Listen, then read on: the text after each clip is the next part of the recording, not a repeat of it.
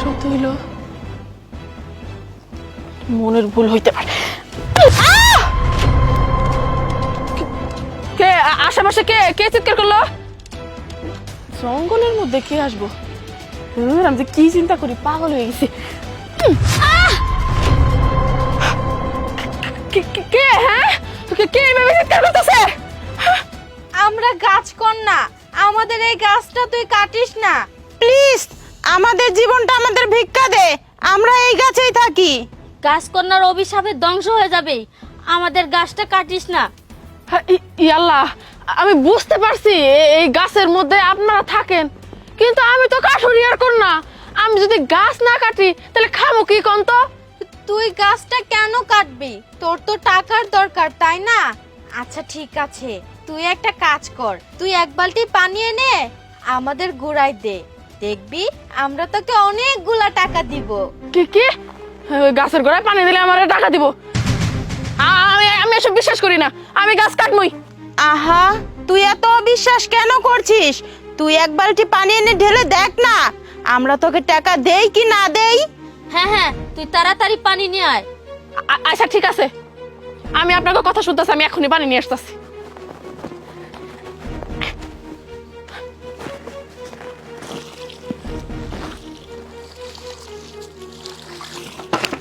হ্যাঁ, পানি দিছি, এবার টাকা দাও। যদি টাকা না দিছো না, আমি কিন্তু এই গাছ এক্ষুনি কাটে ফেলামু। ইয়াল্লাহ, এখনো পর্যন্ত টাকা দিতেছো না কেন? আমি কিন্তু গাছ কাটে ফেলামু, টাকা দাও। কতগুলো টাকা? আম্মা, আমি যা দেখতেছি এটা কি আসলে ঘটনা সত্যি? তুই চুপ থাক, সবই সত্যি। আম্মা দেও তো। বান্দির বাচ্চা এত কথা কষ্টায়, হ্যাঁ? তুই দেখতেছিস না সত্যি? ওরা হলো গাছ পরি, এক বালতি পানি দিছে আর কত করে টাকা দিল। ফকিনের বাচ্চা কিচ্ছু বোঝে না, শালা পাইলা। হ্যাঁ, এই তুই যে আরো 10 বালতি পানি দিতি, তোর আর বেশি টাকা দিত। তোর মতন আমি বোকা না, আমি নদীর পানি প্রয়োজন পরে সব দিমু, তা আমি কোটি কোটি টাকা চাই। চল। টাকাগুলো দেখলে আব্বা অনেক খুশি হইব, আর কখনো আবার কাট কেটে খাইতে হইব না। আব্বা, সব কাজ বন্ধ করো, তোমার আর কাজ করতে হইব না, কাট কাটতে হইব না। কে রে মা, এই যে তুই কি কস? কাঠ না কাটলে খামো কি?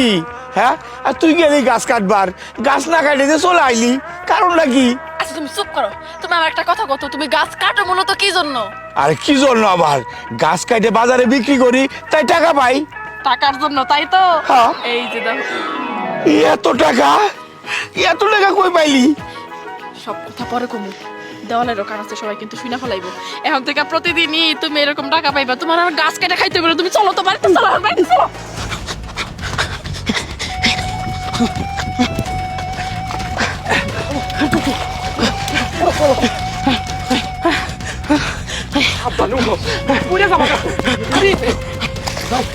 বেশি করে দাও। আস্তে আস্তে আস্তে, সাবধানে যাও।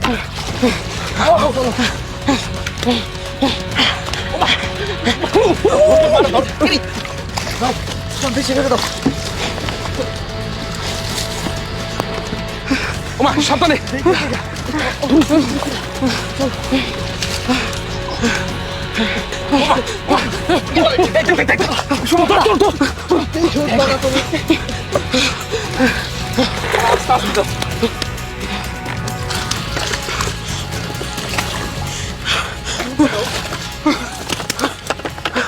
উপরে দিবার কইছে, উপরে ঘুরা দিবার কইছে।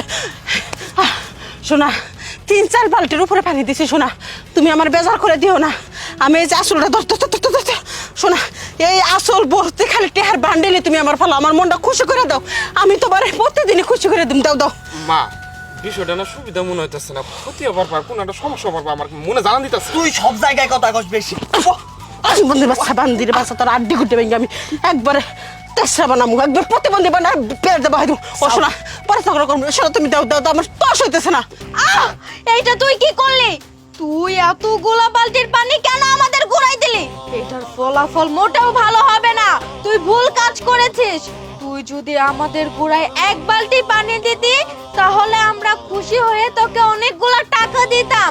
কিন্তু তুই লোভ করে আমাদের গুড়ে বেশি পানি দিয়েছিস, এর ফলাফল কিন্তু ভালো হবে না। এখন তো আমরা অসুস্থ হয়ে গেলাম। তোদের জন্য জন্য আমাদের অন্য গাছ খুঁজে নিতে হবে। ও শোনা, আমি তো জানি না যে এক বালতি পানি দেওয়া লাগে, পাইলে এক বালতি পানি দিছে না কয় বালতি পানি দিছে আমি খেয়াল করি না। আমি মধ্যে মধ্যে সময় এসে দেখছিলাম, আমার ভুল হয়ে গেছে গা। তুমি আমার টেহা দাও, আমি মেলা পরিশ্রম করছি, নদীর থেকে পানি নিয়েছি, মেলা দূরে থেকে দাও না। তাই তোদের লোভের কারণে আমরা তিনজন তোদেরকে অভিশাপ দিচ্ছি, তোরা অন্ধ পথে